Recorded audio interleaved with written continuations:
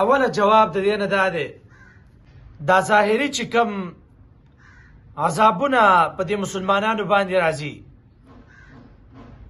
نو د قرآن مجید نه او د احادیث مبارکو نه دا معلومیږي چې مسلمان انسان دا نشي معلومولی چې دا عذاب دی او که دا ازمایش دی، ځکه چې دا معلومول دا ډېر ګران دی.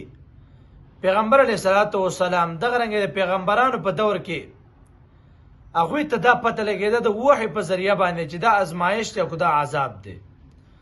انسان ته مسلمان تر دې پته نه لګي چې دا ازمایش دی او که دا عذاب دی، خو مسلمان باندې الله رب العزت ازمایش راولي او ځکه ازمایش ته الله رب العزت ډیر لوی اجر ورکوي. حدیث کې راځي پیغمبر علیه الصلاة والسلام فرمایي ان عظم الجزاء مع عظم البلاء وان الله اذا احب قوما ابتلاهم. حدیث کې راځي الله رب پیغمبر علیه الصلاة والسلام فرمایي د عظیم مصیبت سره د عظیم ازمایش ته الله رب العزت ډیر عظیم اجر ورکوي.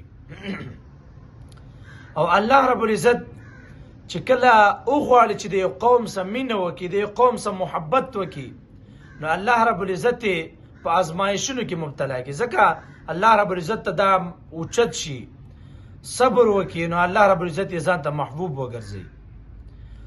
بل طرف ته کافر دي، کافر خو هغوی ایمان نه دی راوړی، نو څنګه سه الله مینه کوي؟ الله خو د هغوی سره مینه کوي نه، نو ځکه الله په هغوی باندې ازمایش نه راولي.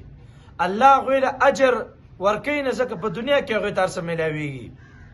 مسلمان دپاره خو ثواب د مسلمان دپاره هر څه دا د قیامت په ورځ باندې، نو په دنیا کې مسلمان باندې دا آفتونه راځي، دا ازمایش پرې راځي. او دویم